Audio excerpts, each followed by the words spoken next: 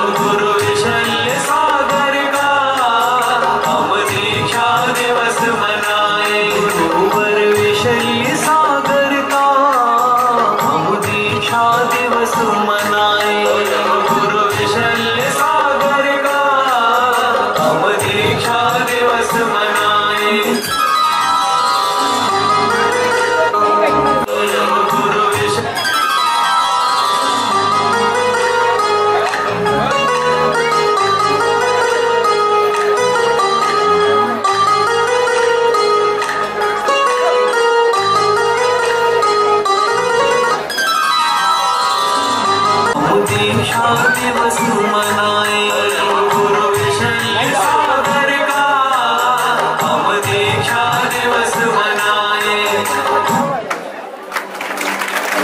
प्रभु ने बुद्धि का पथ दिखाया, पथ को हमने ही पंथ बनाया, पथ के ऊपर एक बिंदु लगाया, बिंदु में उलझे सिंधु भुलाया। इस पंथवाद ने हमें कहां तक पहुंचाया, किससे जीते हमने किसे हराया, हमने किसे हराया।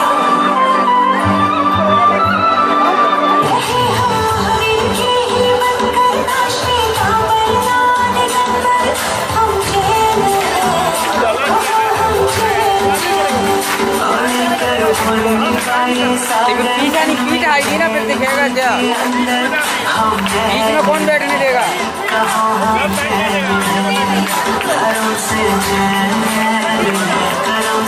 ये भजन भजन तो वहाँ लगाते हैं, वहाँ पे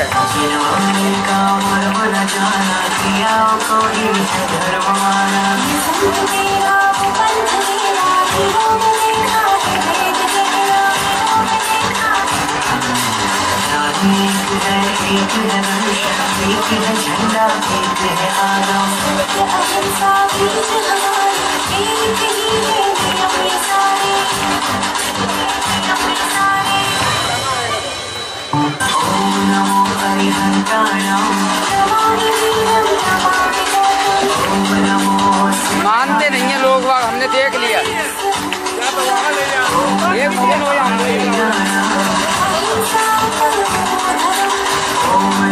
अब रुक गया 2 मिनट।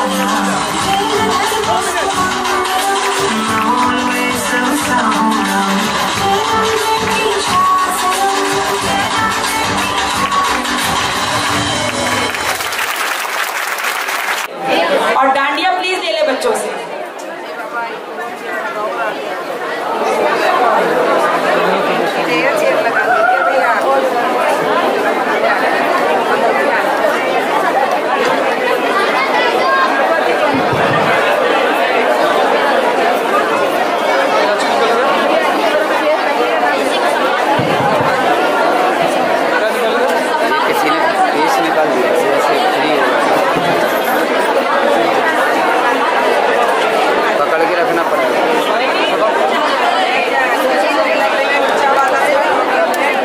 पेच निकाल दिया, ये वाला जो उसमें पेच हैंडल में लगा रहता है,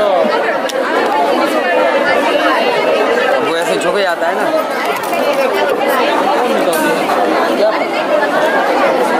अच्छी अच्छी महान मूर्तियाँ भूले हुए किसको।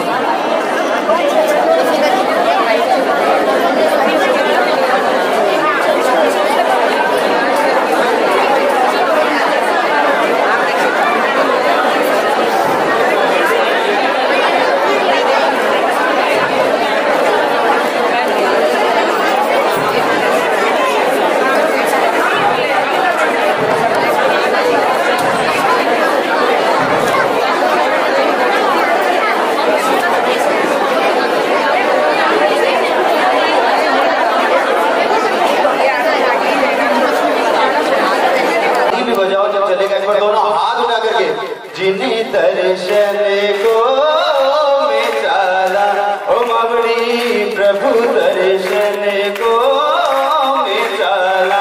ओ माने जिन बरला दर्श करा दे माँ। ओ माने प्रभु बरला दर्श करा दे माँ। जिन दर्शन को मैं चला। ओ मबरी प्रभु दर्शन को मैं चला। डर लागे माने कई बार पुकारा खाने। डर लागे माने कई बार पुकारो थाने। ताका पर्वत रास्ता में सिर दहाड़े मारा परस जी। दहाड़े मारा परस जी मैं रस्तो कैया पावाला। पावाला मैं तो रस्तो कैया पावाला। मीठे रस से भरोड़ी गुरुवाणी लागे। प्रभु वाणी लागे ध्यान प्यारी प्यारी गुरुवर था की वाणी लागे। रस से भरोड़ी गुरुवाणी लागे। गुरुवाणी लागे मान प्यारी प्यारी गुरुवर था की वाणी लागे।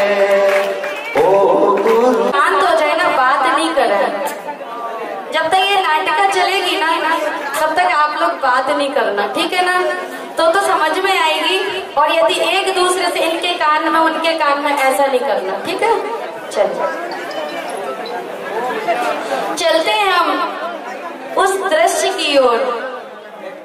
हमने अपने जीवन में आचार्य पुष्पदंत भूतबली, आचार्य वीरसेन स्वामी, आचार्य उमा स्वामी, आचार्य समंतभद्र स्वामी, अनेक आचार्यों और मुनियों के दर्शन नहीं किए, परंतु हमने उनकी चर्या के बारे में सुना है कि उन्होंने कैसी विषम परिस्थितियों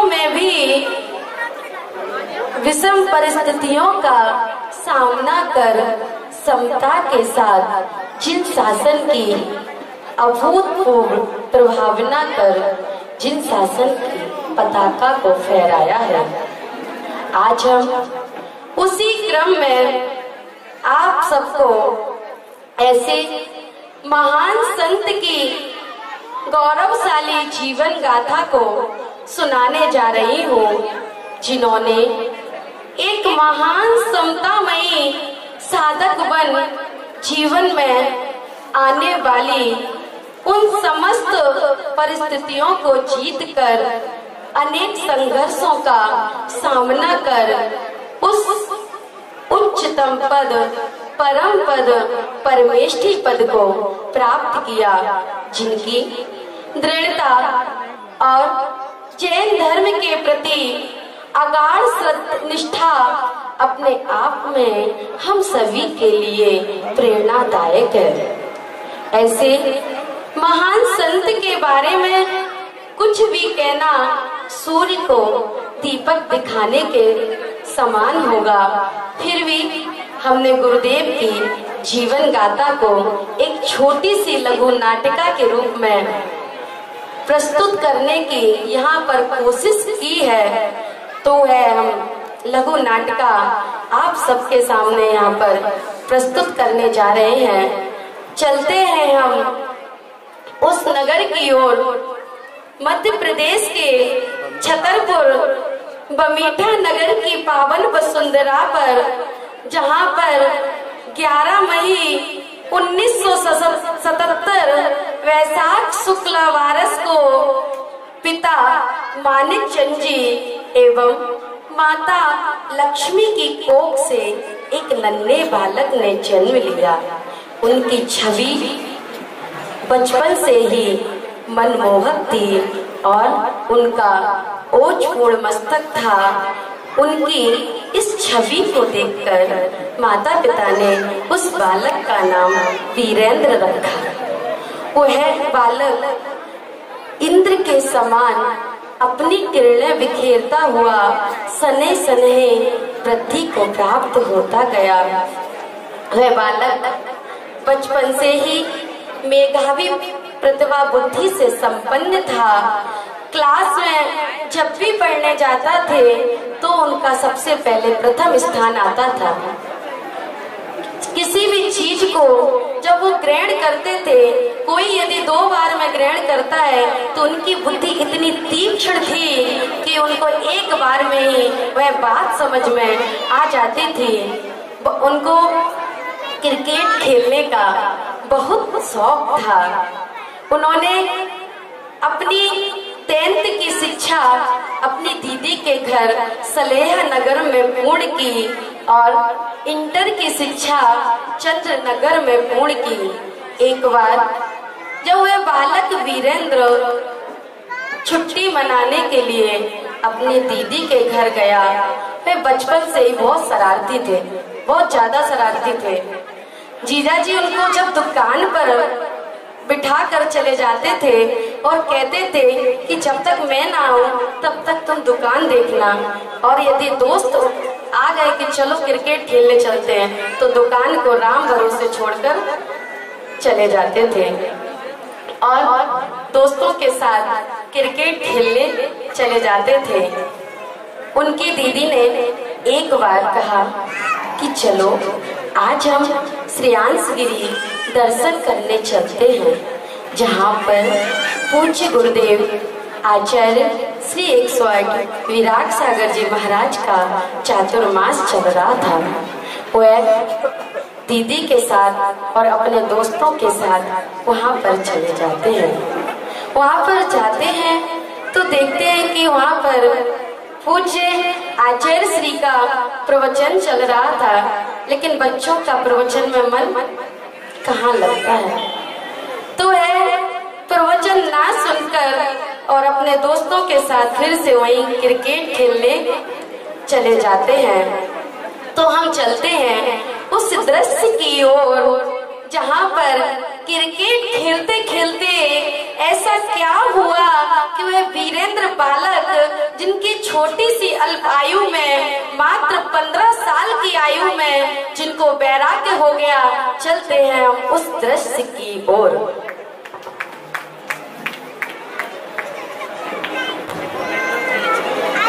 ओम नमः सिद्धेभ्यः। ओम नमः सिद्धेभ्यः। ओम नमः सिद्धेभ्यः। वात्सल्य रत्नाकर निमित्त ज्ञानी आचार्य विमल सागर जी महाराज की, आचार्य शनमती सागर महाराज की जय। संसार का हर प्राणी एक समान है। हम सब में भगवान बनने की शक्ति है, बस हम उसे पहचान नहीं पाते। अगर हम अपना ध्यान सांसारिक कार्यों से हटाकर अपनी आत्मा पर लगाएं तो यह जान सकेंगे कि हर आत्मा में परमात्मा बनने की शक्ति है।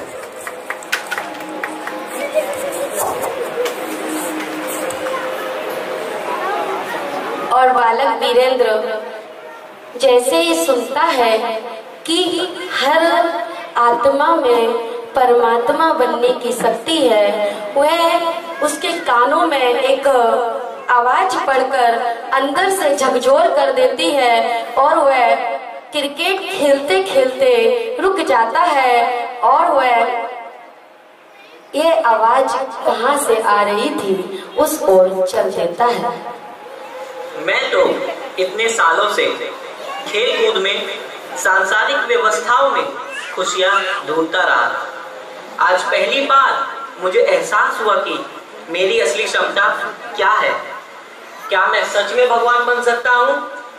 मेरे में इतनी काबिलियत है और निरर्थक ही अपने इस मनुष्य पर्याय को व्यर्थ कर रहा हूँ। देखो तो सही किनकी वाणी इतनी मधुर है जो दिल को छू गई। अपनी आत्मा के निकट आने का एकमात्र रास्ता है दिगंबर अवस्था को प्राप्त होना। मैं अभी इसी वक्त आचार्य श्री के आगे अपने को समर्पित कर दूंगा। अब मैं घर नहीं जाऊंगा।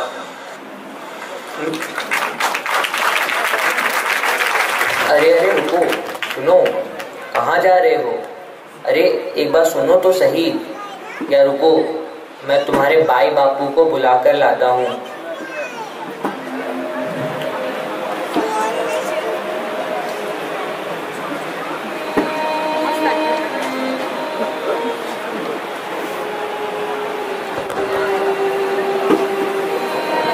आचार्य श्री,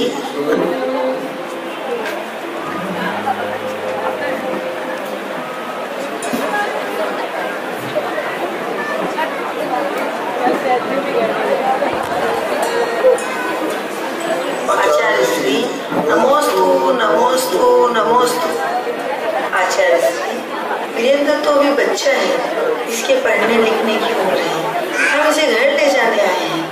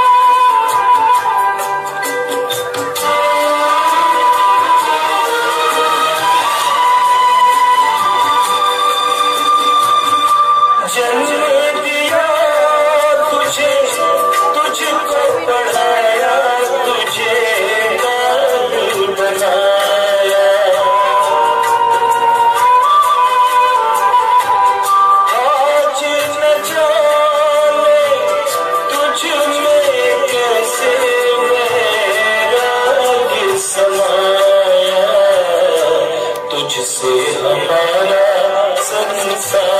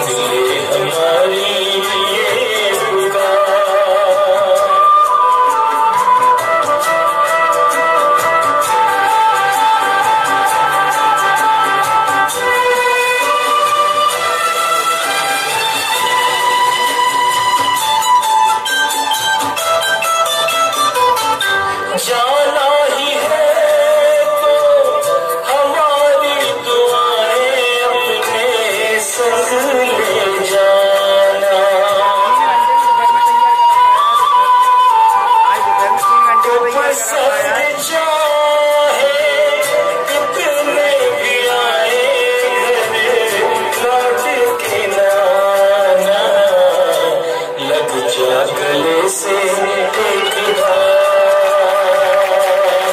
बेटे नैया लगा दे अपनी पार तू कर ले तू अपना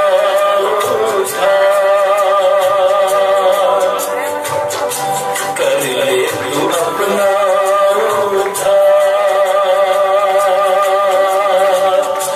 कर ले तू अपना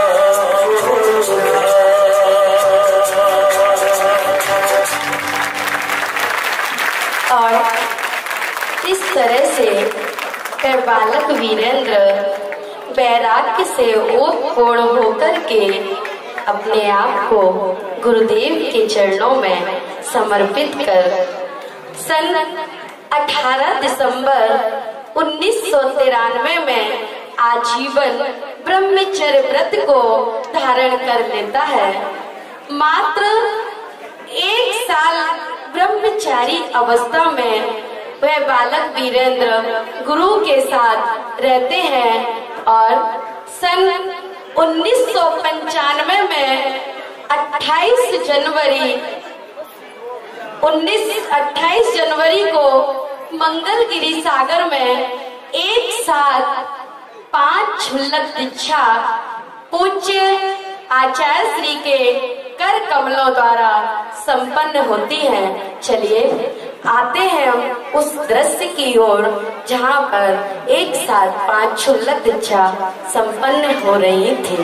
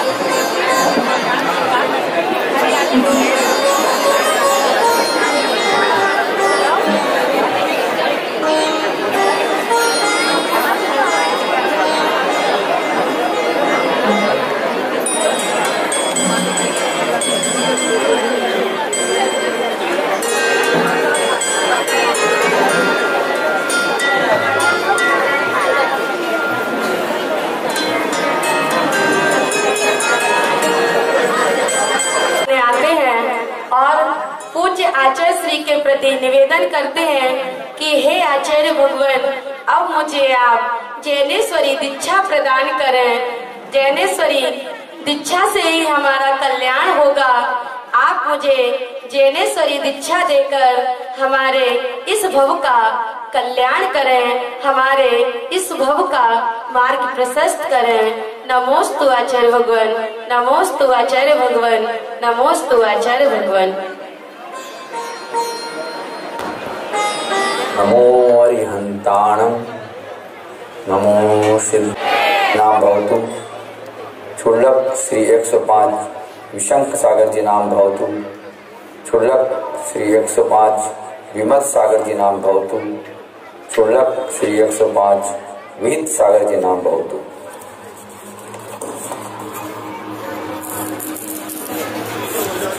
इस तरह सागर में क्षुल्लक दीक्षा संपन्न होती है और क्षुल्लक विशल्य सागर जी महाराज आचार्य श्री के साथ में साधनारत रहते हैं और अपनी पढ़ाई करते हैं। मात्र 1 साल क्षुल्लक अवस्था में विशल्य सागर जी महाराज रहते हैं कि एक दिन वे विहार कर रहे थे गुरुदेव के साथ में और अपना दुपट्टा भूल जाते हैं। जब आचार्य गुरुवर उनसे पूछते हैं कि आपका दुपट्टा कहाँ है, आप एलक कब से बन गए, तो गुरुदेव कहते हैं कि हे भगवान, अब ये दुपट्टा गले में सहन नहीं होता, आप मुझे एलक दीक्षा प्रदान करें। और मात्र 1 साल में 23 फरवरी 1996 में देवेंद्र नगर में जिला पन्ना, वहां पर पूज्य गुरुदेव की एलक दीक्षा संपन्न हो जाती है। 1 साल एलक दीक्षा में रहते हैं, क्योंकि गुरुदेव अपनी चर्या के प्रति इतने सजग थे कि उनके लिए कौन आया कौन गया उन्हें किसी से मतलब नहीं था। बस गुरुदेव ने उनकी यह साधना देखी और उनकी उस मुनिचर्या के प्रति उत्सुकता देखी। पूज्य गुरुदेव ने आचार्य भगवान से निवेदन किया कि हे आचार्य भगवान, अब ये लंगोटी का भार भी हमसे नहीं सहा जाता, अब मुझे आप उस जैनेश्वरी दीक्षा को प्रदान करें जिस दीक्षा से निर्वाण पद की प्राप्ति होती है। और वह दिन था 14 दिसंबर 1998 में पूज्य गुरुदेव की मुनि दीक्षा, एक साथ 13 मुनि दीक्षा का आयोजन संपन्न होता है। और महत्वपूर्ण बात यह रहती है कि उन 13 मुनि दीक्षा में पूज्य गुरुदेव का प्रथम स्थान था। पूज्य गुरुदेव 13 मुनि दीक्षा में सबसे पहले नंबर के मुनि थे। उसके बाद पूज्य आचार्य भगवान का 1997, 1998 और 1999 ये 3 चातुर्मास एक साथ संपन्न उस भिंड जिले की पावन धरा पर संपन्न होते हैं। 2000 में आचार्य श्री जनवरी में पंच कल्याणक कराते हैं और पंच कल्याणक के बाद पूज्य आचार्य भगवान का विहार हो जाता है। मुनि श्री की जब विहार होता है वहीं से उनका स्वास्थ्य बहुत खराब होने लगता है, चक्कर आने लगते हैं, एकदम स्वास्थ्य बिगड़ने लगता है। पूज्य आचार्य भगवान को चिंता हो जाती है, क्योंकि आचार्य भगवान को शिखरजी तक आना था। अब शिखरजी तक इस अस्वस्थ अवस्था में कैसे जाएं? तो आचार्य भगवान ने पूज्य मुनि विशुद्ध सागर जी महाराज, पूज्य मुनि विशल्य सागर जी महाराज और पूज्य मुनि विश्ववीर सागर जी महाराज, ये 3 मुनियों का एक संघ बना दिया और तीनों मुनिराज करकुआ जिले, झांसी जिले में एक साथ उसी ओर वहीं रुक जाते हैं और आचार्य भगवान का विहार संवेश शिखर के लिए संपन्न होता है। विहार करते करते भी पूज्य गुरुदेव को चक्कर आ जाना, बेहोश हो जाना, औषधि आहार के लिए जब खड़े होते थे तो औषधि नहीं चल पाती थी, आहार लेते थे, अंजलि जैसे ही बांधी, जैसे ही खड़े हुए तो कुछ भी नहीं, जैसे खड़े हुए एकदम से चक्कर आ गए, बेहोश हो गए और वहीं गिर पड़ते थे। उनको कुछ भी नहीं चल पाता था। कई दिन ऐसे ऐसे बीत गए और स्वास्थ्य एकदम निरंतर खराब होने लगा। उनकी हालत एकदम बिगड़ती जा रही थी।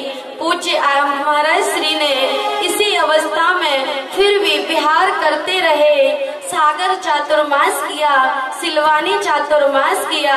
जब भोपाल आए तो भोपाल में उनका स्वास्थ्य एकदम बिगड़ता गया और पूरी समाज जब चिंतित हुई कि पूज्य मुनि श्री कैसे स्वस्थ हो, उन्होंने डॉक्टरों को बुलाया और डॉक्टर ने उनका इलाज के लिए जैसे ही तत्पर होते हैं, चलते हैं उस दृश्य की ओर कि डॉक्टर मुनि श्री का इलाज करने आते हैं।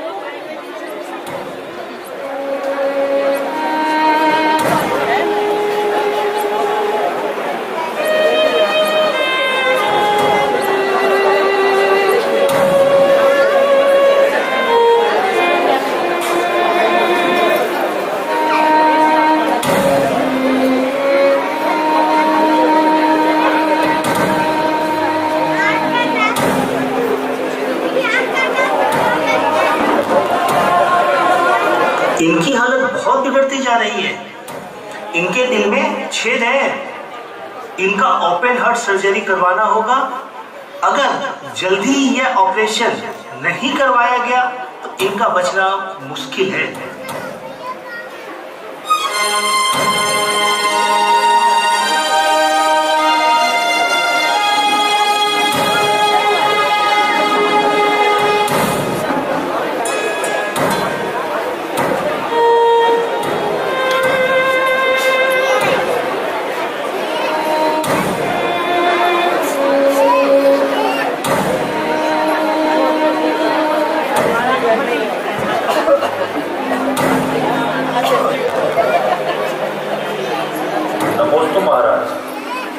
महाराज श्री, मेरी अभी डॉक्टर साहब से बात हुई है, आपका ऑपरेशन जल्द ही करवाना होगा।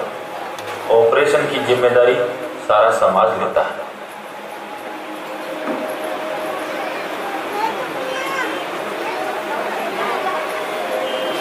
मुझे संलेखना लेना है, मैं ये ऑपरेशन नहीं करा सकता। ऑपरेशन के लिए मुझे मुनि पद छोड़ना होगा, मेरा महाव्रत नष्ट हो जाएगा। इतनी दुर्लभता और महापुण्य से प्राप्त हुए महाव्रत को मैं नहीं छोड़ सकता। आप सब मेरे संलेखना की भावना को आचार्य गुरुदेव तक पहुंचाएं। और सभी पूज्य मुनिश्री की संलेखना की भावना आचार्य भगवान के पास तक पहुंचाते हैं और चलते हैं उस दृश्य की ओर जहाँ पर आचार्य भगवान विराजमान हैं।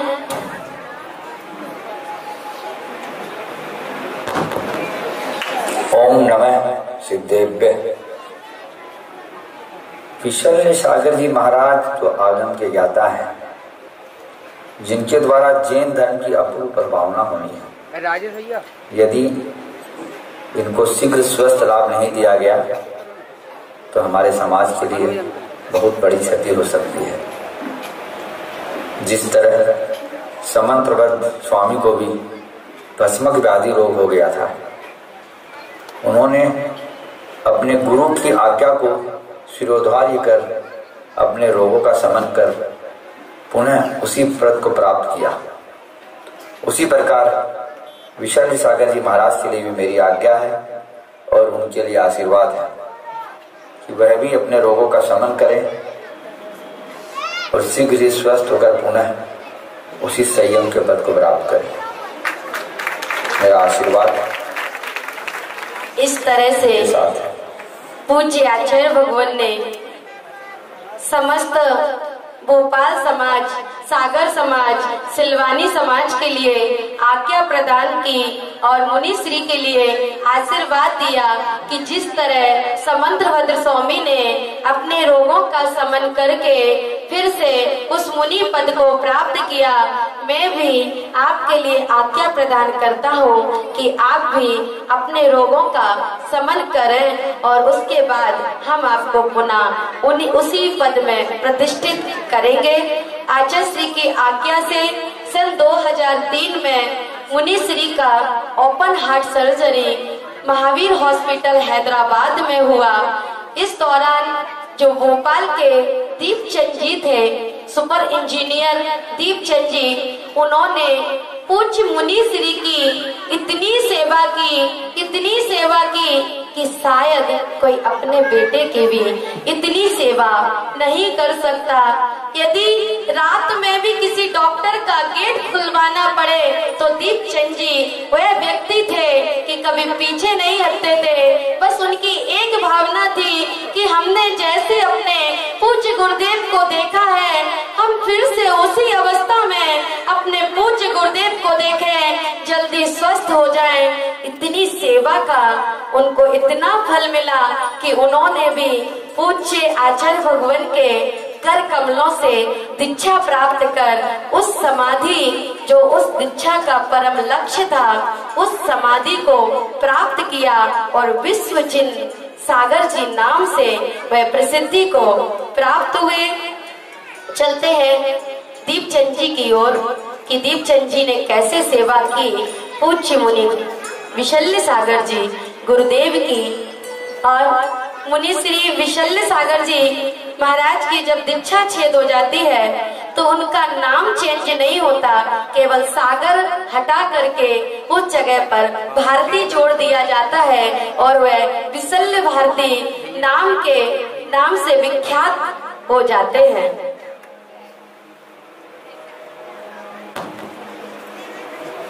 अरे महाराज श्री, ये आपको क्या हो रहा है? मुझसे आपकी ये वेदना अब और नहीं देखी जाती। मैं आपको फौरन अस्पताल लेकर जाऊंगा।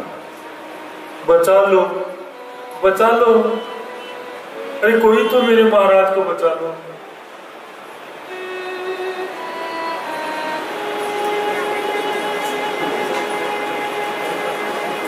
और इस तरह दीपचंद जी पूज्य गुरुदेव की बहुत सेवा करते हैं और उनका ऑपरेशन होने के बाद पूज्य गुरुदेव ने कभी भी केस लॉन्च करना बंद नहीं किया।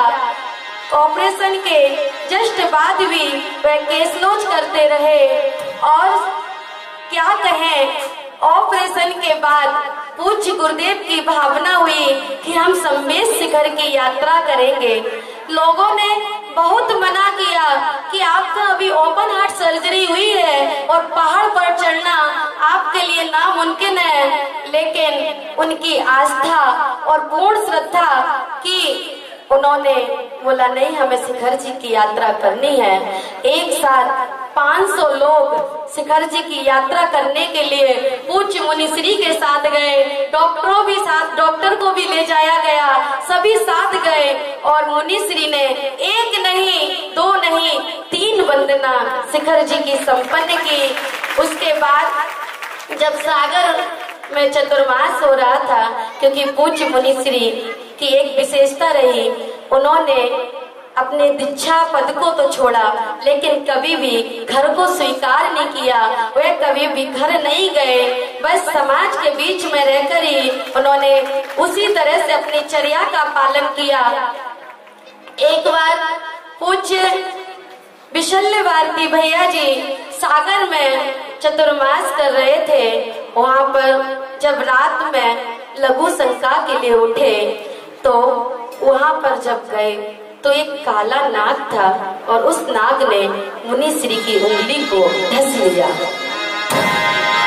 जैसे ही मुनिश्री की उंगली को ढसा तो पास में उंगली पकड़े हुए जो पास में प्रकाश जी दादाजी सो रहे थे, उन्होंने उनको जगाया और कहा कि हमें पार्श्वनाथ भगवान के पास ले चलो। और वह उसी बेहोशी अवस्था में पार्श्वनाथ भगवान के पास जाकर बैठ जाते हैं और बस भगवान के चरणों को पकड़कर पार्श्वनाथ भगवान का स्मरण करते रहते हैं। नरेन्द्रं फणीन्द्रं सुरेन्द्रं अधीशं शतेन्द्रं सुपूजे भजे नायशीशं मुनीन्द्रं गणीन्द्रं नमो जोडिहातं नमो देवदेवं सदा पार्श्वनाथं गजेन्द्रं मृगेन्द्रं गयोतु छुड़ावे महाआगते नागते तू बचावे महावीर ते युद्ध में तू जितावे महारोग ते बंद ते तू छुड़ावे। इस तरह से पूज्य विशल्य भारती भैया जी भगवान पार्श्वनाथ की आराधना करते रहे और जब सुबह हुई, जैसे ही लोगों को पता चला कि सर्प ने काट लिया है, डॉक्टरों की लाइन लग गई, वैद्यों को बुलाया गया कि क्या होगा। तो वहाँ पर डॉक्टर ने कुछ दवाई डालकर देखा उंगली में, और जब उंगली में दवाई डालकर देखा तो जैसे ही देखा बोले कि जहर तो है ही नहीं, जहर पता नहीं कहाँ चला गया। यह था उनकी जो आस्था और श्रद्धा थी उसका पूर्ण विश्वास था उन्हें, और पता नहीं चला कि वह जहर कहाँ गया।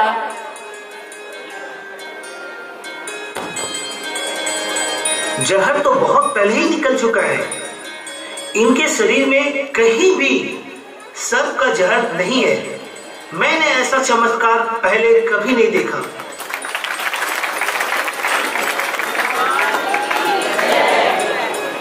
इस तरह नमोस्तु नमोस्तु नमोस्तु।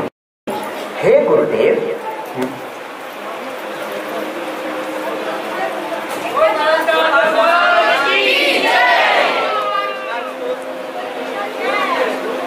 इस तरह पूज्य विशल्य भारती भैया जी को एक बार नहीं 2 बार सर्प ने काटा, एक बार सागर में और एक बार सिलवानी में। दोनों बार की यही घटना रही कि बस भगवान के नाम का स्मरण किया और जहर पता नहीं कहाँ चला गया। कुछ वर्षों बाद जब इस दौरान वह पुनः 2006 में श्रवण बेलगोला में, जहाँ पर बाहुबली भगवान का महामस्तकाभिषेक का कार्यक्रम चल रहा था, वह आचार्य श्री के पास फिर से पुनः दीक्षा के लिए पहुंचे। चलते हैं हम उस दृश्य की ओर।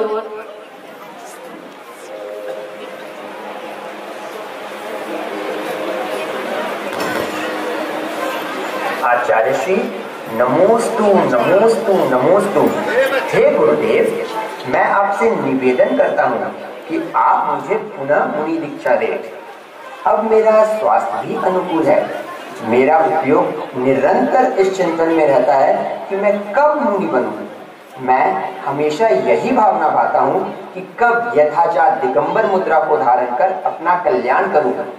गुरुदेव, आपने ही सिखाया है कि मनुष्य पर्याय का सार मुनि बनने में है, महाव्रत को अंगीकार करने में है। अतः आपसे विनम्र निवेदन है कि मुझे पुनः मुनि दीक्षा देकर मेरे मनुष्य पर्याय को सफल करें। ठीक है, लेकिन पुनः दीक्षित होने से पहले फिर से अपनी जांच कराइए। अगर सब कुछ ठीक रहा तो अवश्य इस बात पर विचार करूंगा। मेरा आशीर्वाद आपके साथ है। पूज्य आचार्य भगवान विशल्य भारती भैया जी के लिए आदेश देते हैं कि एक बार तुम अपने शरीर का फिर से चेकअप करा लो, हम तुम्हें पुनः मुनि दीक्षा देंगे। पूज्य भैया जी जाते हैं, एक व्यक्ति को अपने साथ ले जाते हैं और चल देते हैं हैदराबाद की ओर। जाते हैं, जैसे ही पता चलता है कि डॉक्टर कहते हैं कि आपको तुरंत एडमिट होना पड़ेगा। यदि आप तुरंत एडमिट नहीं हुए तो आपके लिए बहुत बड़ा खतरा हो सकता है। पास में कोई नहीं। बोले डॉक्टर भी इतने अच्छे थे, बोले कोई चिंता की बात नहीं है, हम पूरी जिम्मेदारी लेते हैं, लेकिन आपको तुरंत एडमिट होना पड़ेगा, क्योंकि उनके जो हार्ट का ऑपरेशन हुआ था उसमें पुनः मवाद पड़ने लगा था। इस द्वारा से उनकी सर्जरी करना आवश्यक था। जब पहले सर्जरी हुई थी तो उस दौरान भी मुनिश्री को हार्ट के ऑपरेशन के पहले कई बीमारियां हुई, कॉक्स की बीमारी, मलेरिया, उसी में मतलब एक साथ सारी बीमारियों ने घेर लिया।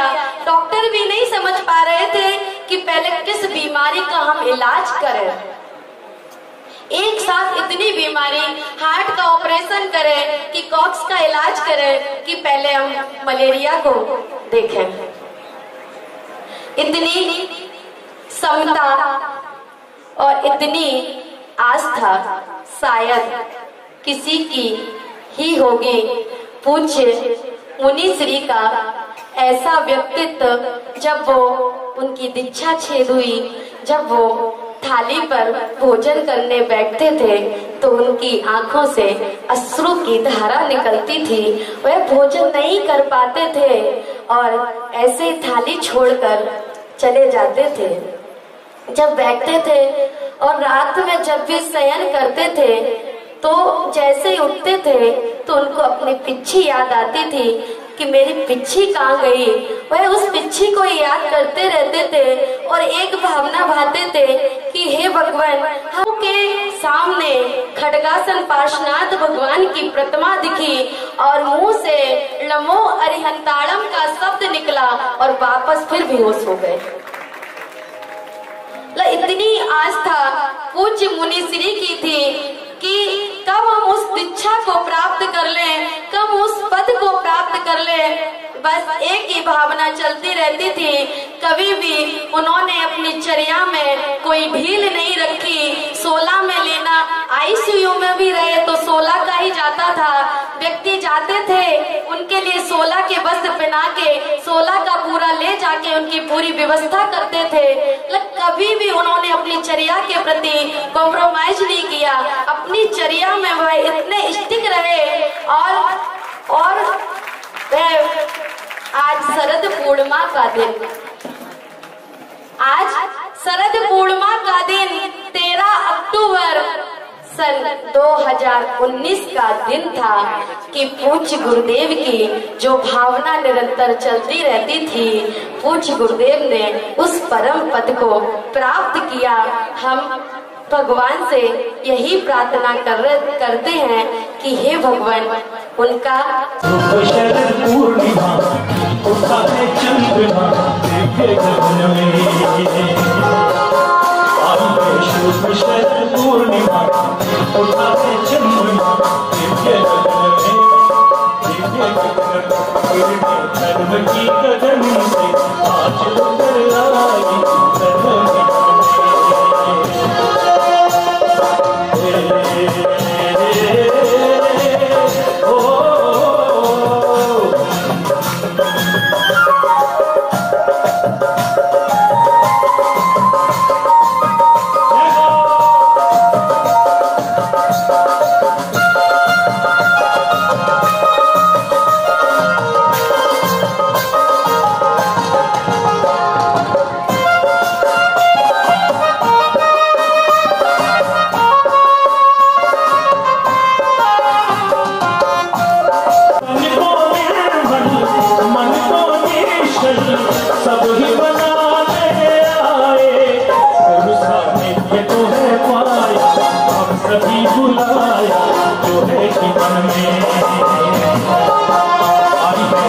शरद पूर्णिमा उठा है चंद्रमा देखे गगन में, देखे गगन में धर्म की गगन से आज उतर आई गगन में, गगन में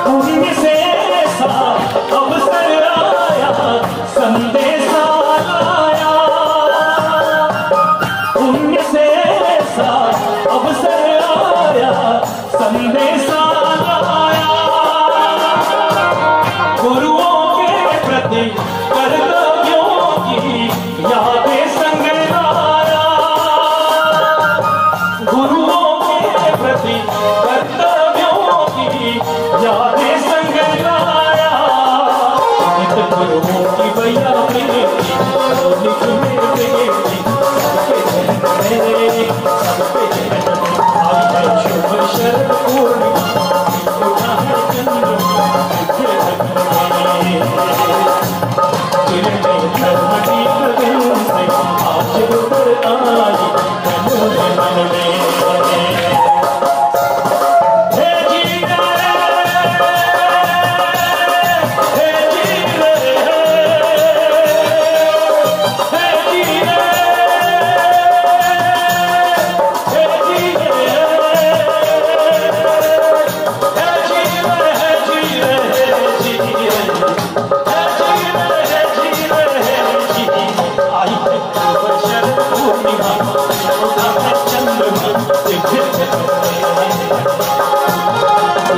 कर्म की लगन से आज उतरता